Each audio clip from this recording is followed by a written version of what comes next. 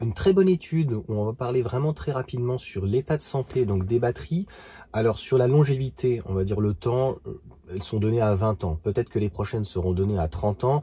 Donc le but en fait d'un véhicule électrique, c'est de faire donc beaucoup de kilomètres. Donc là c'est le cas, c'est-à-dire à 200 000 km, on a des retours et un SOH qui est de 80%, donc ça veut dire qu'il y a une dégradation de 20%.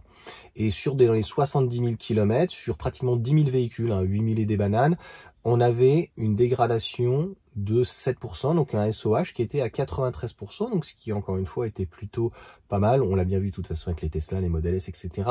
En fait, ce qu'il faut surveiller et ce qu'il faut bien comprendre, c'est que quand il y avait des petites batteries avec des petites autonomies, une dégradation même de 20%, notamment quand tu avais 150 km d'autonomie, tu te rapprochais des 100 km. Et plus, en fait, quand tu étais en hiver, tu avais une consommation plus importante et donc tu avais moins d'autonomie, donc moins d'autonomie en hiver, encore moins, etc., etc. Et ça a un effet pervers que les gens ont du mal à comprendre, c'est-à-dire que plus, en fait, tu vas avoir une dégradation, plus ta batterie est petite, plus, en fait, tu vas être dans le nord de la France, plus tu vas consommer, en fait, de kilowattheures, et plus tu vas avoir de cycles. Et plus tu vas avoir de cycles, et moins, en fait, ton autonomie va être importante, elle va se réduire au fur et à mesure, et au-delà d'un problème éventuellement de la batterie qui serait morte pour... on ne sait pas quelle raison, ça peut être plusieurs défaillances. C'est actuellement donc de se prendre une marge. Donc soit on achète un véhicule d'occasion qui est déjà pas mal dégradé, ça peut être par exemple les Zoé ou une Leaf ou autre, et on le sait et ce n'est pas grave.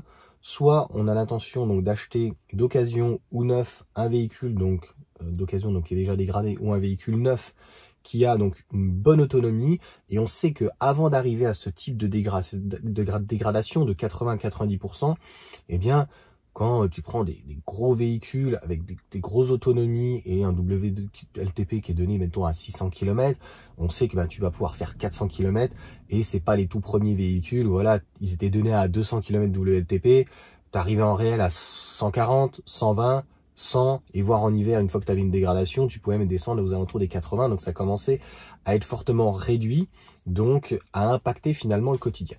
Donc les retours, encore une fois, ils sont plutôt excellents, et des fois, j'ai donc Step, je ferai peut-être un retour sur sa Model 3, 130 000 km je crois, une bonne dégradation, qu'un problème, mais la batterie donc de la Tesla a lâché. C'est des choses qui peuvent arriver. Sur les S, on le sait que ça peut être des packs pour l'essentiel qui ont des problèmes d'étanchéité et qui est de la corrosion, mais on n'est pas à l'abri. Après, voilà, c'est quand même la première fois, on va pas se plaindre qu'on ait des batteries, parfois même des moteurs, qui sont donc garantis 8 ans, souvent 150, 160, 190 000 km.